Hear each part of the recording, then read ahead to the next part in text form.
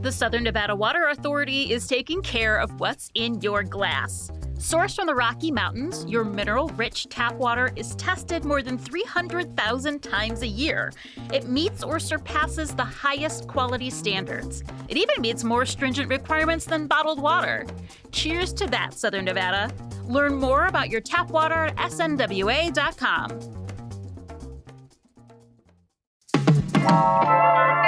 The Fruit Loop is Las Vegas's gayborhood, and the Nevada Legislature just designated it a historic landmark. So today on CityCast Las Vegas, I'm with Las Vegas Pride President Brady McGill and Nevada Current reporter Michael MJ Lyle, and we've put together a guide for everybody who wants to have a historic night in our newest historic district. It's Tuesday, June 24th.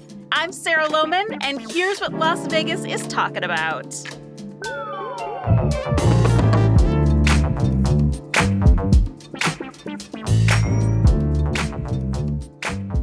Hi, Gay. Happy Pride. Hey, Gay. Michael, Brady, so nice to see you. Hey. All right, Brady, I'm going to throw this first question to you. What is the Fruit Loop and where is it? That's a great question. So yeah, I was born in Vegas. I grew up in the Fruit Loop, as it were. So we kind of started calling it that. It's the area right around Gypsy and Piranha at Paradise, and Naples is the cross street right there. So close to the airport, close to UNLV. And Gypsy and Piranha, of course, are bars and clubs in that area. LGBT spaces, yes. And then there's also some other businesses there. So Get Booked is a local LGBT like shop and store. And there have been several other like LGBT spaces and bars that have come and gone over the years in that area. But it's just a clustering of some LGBT spaces and bars and where people would go to hang out and mix and mingle. And they do some really fun community events there over the years. Do you have a particularly memorable night in the Fruit Loop that you can tell us about? Either one of you who wants to jump in is welcome to go first. I was just actually talking to friends about my 21st birthday that I celebrated at the old Gypsy before, the building is brand new. So it's rebuilt in the same spot. But yeah, I watched Chanel, local famous drag queen, do her going away when she went to film the first season of RuPaul's Drag Race, which has now become a huge, thing. She had a baby kangaroo at the bar that night when she said goodbye. Wow. Yeah, it was a crazy, fun place. I watched her, literally, they had to come out with a big broom to pick up all of her tips. Like, it rained money on Chanel on her going away party. Was it for wild. Chanel or was it for that baby kangaroo? Let's be honest. Both. Like, literally, she does this big drag number. She's like, my name's going to be in lights. You'll see, deuces Las Vegas. I'm going to go visit my friend RuPaul.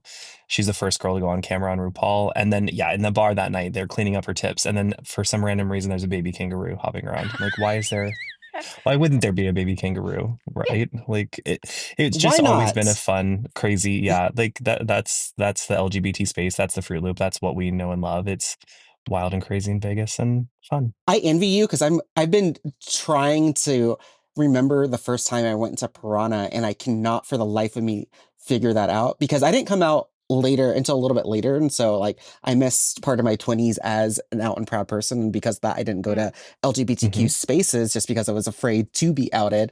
The last time was actually New Year's Eve. And every time I've gone there for a couple of times for New Year's Eve, and it's just a different vibe that's just on steroids, just how active and fun. And obviously it's a new year. And so that just kind of always elevates everything. But I've gone there, that's usually my last stop New Year's Eve for the last couple of years. And it's just a great vibe. I stay out till 5 a.m. and it's which is not something I do often. And it brings this energy out of you too. And so. Yeah, I think in answering that question, I think it's that. I think we would always get variety, and it's why we call it the Fruit Loop. We would start at one bar and move to another bar and then go to the next one and then go back. And it just was a great space that everybody would go to and really coalesce a big crowd, in those small little spaces that would become one big space for the night. And a big gay party would form pretty much any night, but definitely on the weekends was always, wild. Yeah, I know that part of that a part of that, and it's included in the name, is this movement that you go and you sort of bar hop, and they Yeah. also all have different personalities. We'll get Yeah. into that a little bit more, but Brady, I'm sort of curious, when was this neighborhood, do you know when this neighborhood was established? And like, how has it changed over the time that both of you have been there? Yeah, so in our lifetimes and predating, when we were going out or when I was there, in my early 20s, it was already starting to be where people would get together. The history of gay bars in town goes back even farther to being not necessarily queer spaces, but Mm-hmm. bars that would subvert and be either Mm, welcoming to LGBT people, or bars on certain times would be welcoming to LGBT people. And so Gypsy was kind of the first bar to really become open about what they were and really Mm, advertise that they were a gay space. Pre that time was a little bit more kind of like under the radar. And Get Booked has been there for more than my whole life. The late 80s, I believe, is their opening. And just being an LGBT space to buy books and mm, film and clubwear and swimwear, those spaces have been kind of big in other cities and never have really jumped off like they have in other bigger cities than us. So it's really special what there is down there. Has become literally historic. It's what we mm, have. The commercial center feels like an echo to some of that now. There are gay yeah. spaces there, and there are gay swimwear stores and mm. LGBT bars.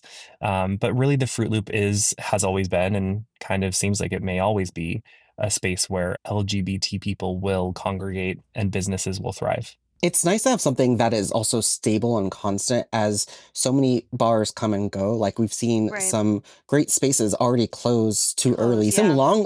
lifelong spaces. I remember during the pandemic, one of the casualties of the pandemic was a trans bar within Commercial Center that was longstanding, but even some recently new bars that were downtown and spaces for LGBTQ people downtown have I guess close untimely and too soon. And some spaces have come back, but it's nice to having this constant area of town where even Mm. as bars change, go away, come back, at least you have this area that still remains like a constant.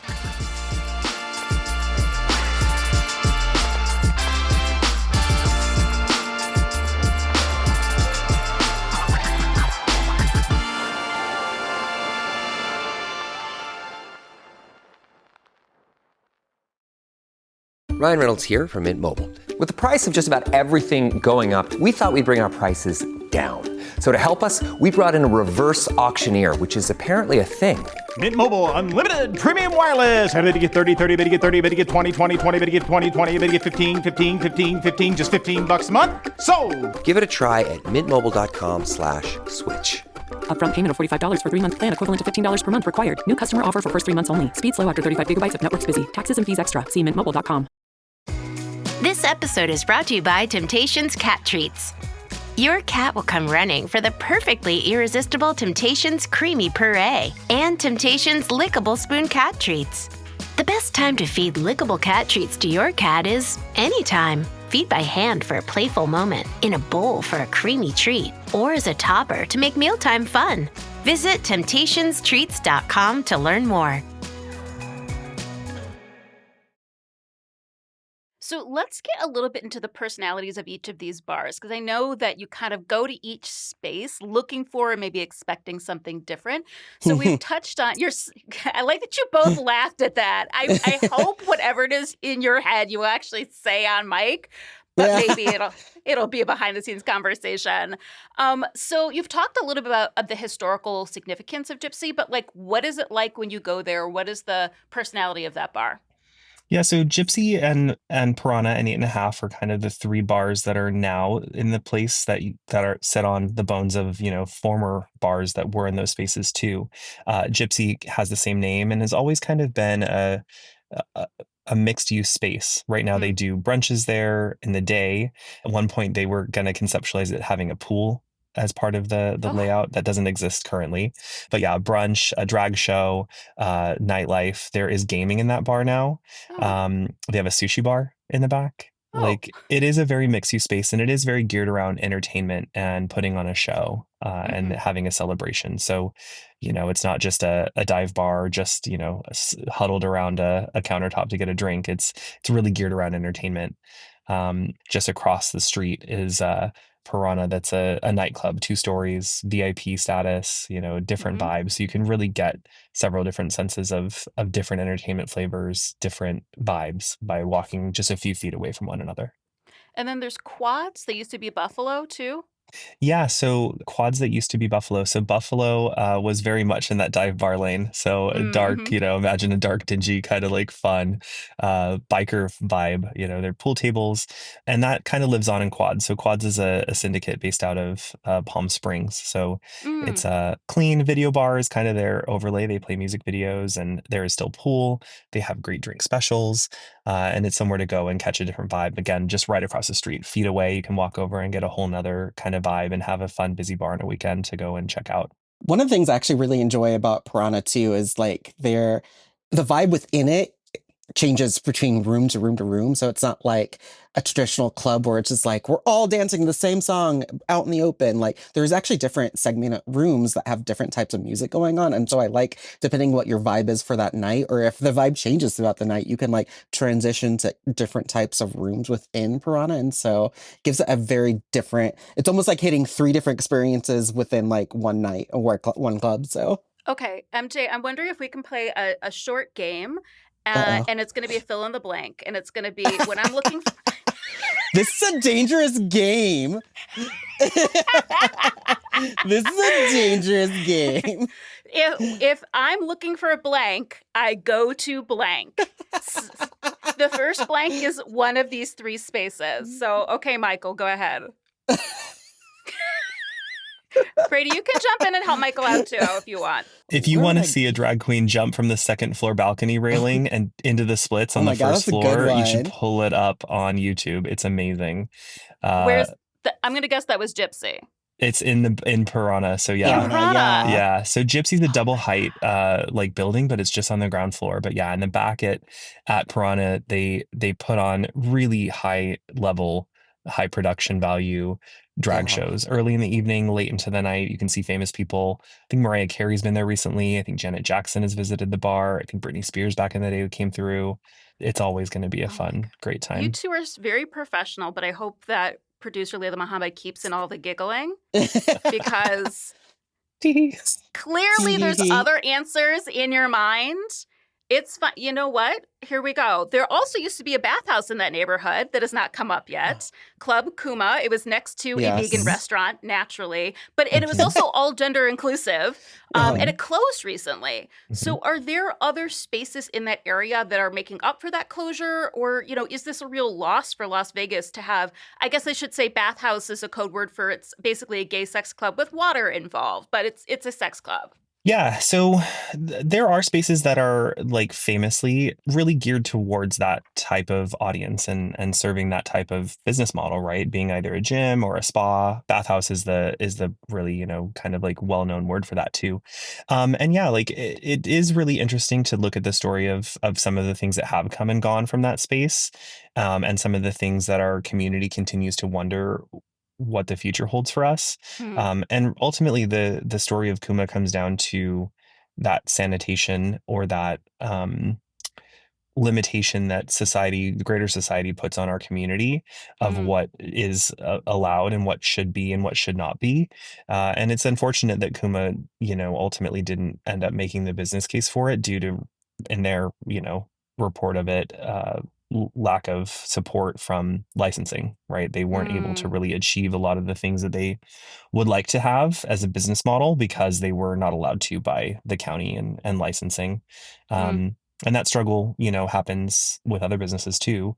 And there have been a lot of businesses that have come and gone, not usually from a lack of attention or crowds being down there, but from other pressures. Which is so funny because like Vegas's mentality of like, it's Sin City, like, and you think, but like we're somewhat kind of prudish. And especially when it comes to other aspects of like gay and LGBTQ culture that are very prominent in other cities. And we kind of turn our nose to that. And so, yeah, it is kind of mind blowing that spaces like that just aren't able to thrive. We're faced with it all the time as a Yeah. nonprofit. Like there's a dynamic that people expect for things in Las Vegas to be big and bold and at a certain level. But the reality is that it's much more difficult than that. And at the other reality, we're not a very large city that, Mm.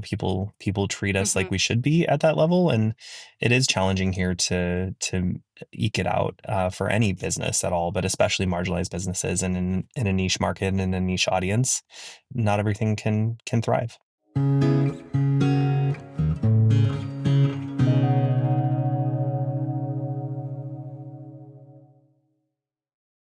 Are you a forward thinker? Then you need an HR and finance platform that thinks like you do. Workday is the AI platform that helps propel your organization, your workforce, and your industry into the future. Workday, moving business forever forward. Still getting around to that fix on your car? You got this. On eBay, you'll find millions of parts guaranteed to fit. Doesn't matter if it's a major engine repair or your first time swapping your windshield wipers. eBay has that part you need, ready to click perfectly into place for changes big and small. Loud or quiet, find all the parts you need at prices you'll love. Guaranteed to fit every time. But you already know that. eBay. Things, people, love. Eligible items only. Exclusions apply. Are there other queer businesses? Like you mentioned the queer bookstore. Are there other queer businesses in this area? There have been several that have come and gone over the years. So famously, Hamburger Mary's just Right. adjacent to this. That's where we would kind of start our nights and go and get a bite or have a date. Start out with a cocktail, in that space, and then make our way over to the more kind of like club experiences over there. Um, I'm gonna flub the name Saloon, something Saloon right Double Down there. Saloon. Double Down Saloon Mm-hmm. is right in Mhm. that space, which is not expressly in any way, shape, or form a queer space. It's in fact kind of a punk biker Yeah. bar, but it embraces us, and there is a lot of overflow between those communities. And there's names that are lost in my brain of other spaces that have come and gone over the years.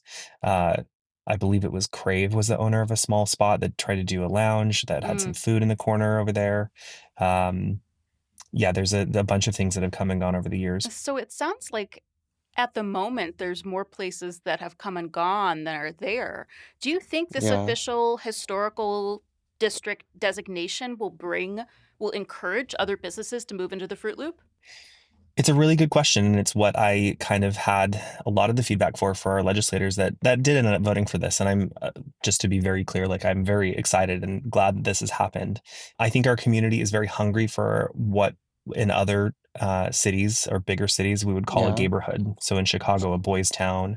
In San Francisco, the Castro district, right? Those are famously LGBT, areas. I don't know that Paradise in Naples has the housing to support being a neighborhood or frankly the business landscape to be able to really be that long term for us. Hmm. I again am thrilled that we have this designation in that space Mm. being celebrated in that way. I do think that there is more room for us to have a neighborhood in a part of town that I think is yet to be kind of established and grow up. So like a historical versus maybe the new and future. MJ, is this historical designation of the Fruit Loop meaningful to you? It is. I think any time, especially in this environment right now, where it's just a lot of anti-LGBTQ, anti-trans rhetoric around the country, I think any time that we can designate spaces that actually show with purpose that we are protecting certain communities, I think is really Mm. meaningful. But also, it makes financial sense too. Like, especially the partnering that's got to do with the LVCVA. The LGBTQ community, we travel, we go to spaces, we patron spaces within our own communities. We want to actually feel protected by the spaces that we go to. Like, it makes sense if we're a tourist destination as a town to have an area to actually be designated to welcome LGBTQ tourists. And so it is meaningful for me just to see this, but it's also meaningful what this means actually for the city too, and what this means just for the long-term goals of what Vegas is actually about and who it caters to. So We're the number 2 travel destination for LGBTQ travelers for the US, right behind New York. It's important that we have these spaces, and it's important that that name is the Fruit Loop. That's what it is. It's what our community calls it. It's what we've embraced, and it's not backing down or shying away from the fact that that is what it is and what we're called, and being very clear about what it is. I think it's important that that name has really made it through. and wasn't, washed to be more palatable to a wider audience. It's the Fruit Loop, and that's what it should be.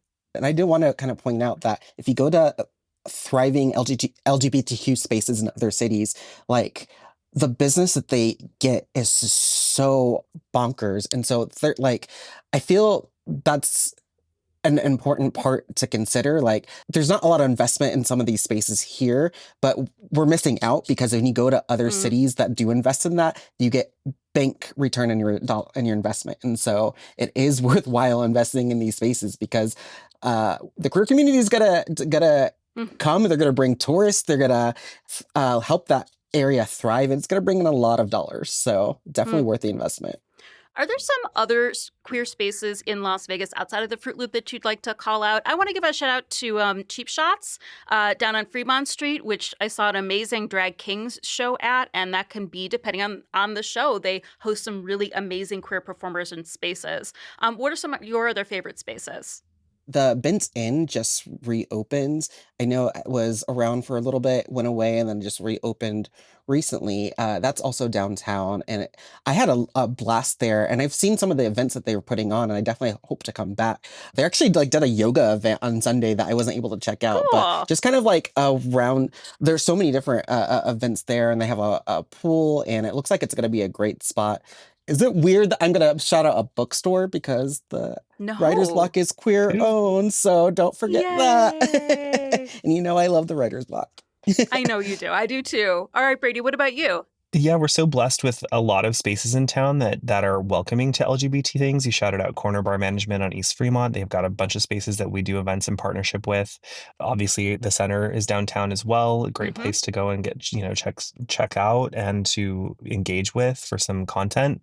The Phoenix Bar, Grill, Lounge, Nightlife, Dance Studio, probably yoga fit. I don't know. They do everything there too. It's a great community hub, and just in general, Las Vegas Pride. We're a bit of a hermit crab. We pop up in spaces, so we do recurring LGBT events at Area 15. Currently, we're on the Strip right now. We're the only recurring charity event that happens for the LGBT space at the on the Las Vegas Strip at Sahara Las Vegas. We have a Saturday pool party, very fun. Temptation as well is with MGM. You can check them out at Luxor. So there are queer spaces that have been long running and queer owned. We pop up all over town. You'll find a bunch of gay bars as well in Commercial Center. So shout out to Badlands, which is also owned by Quads. Yeah, there's a bunch of spaces in town that you can find LGBT things to do. What's that show that happens like Monday, Tuesdays at the Plaza Showroom? It just slipped my mind. Yeah, so that's Mavericks. It's by Mavericks. Misbehave. She's amazing. They celebrate queerness and differentness and others in such a bright way. It's incredible. You see some amazing amazing stuff. All right, gents, thank you so much for your time. Happy Pride, and I'll see you out in the loop pretty soon. Sounds great. Thanks so much for having me.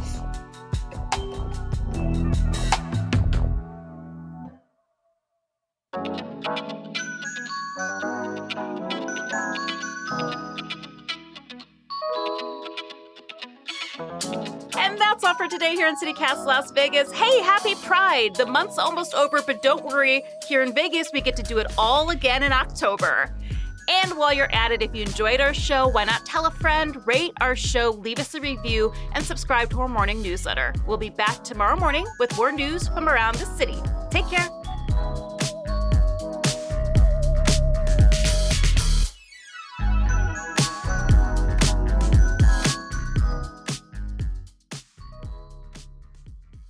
Michael, old friend and contributor, not to out you, but do you hang out in the Fruit Loop?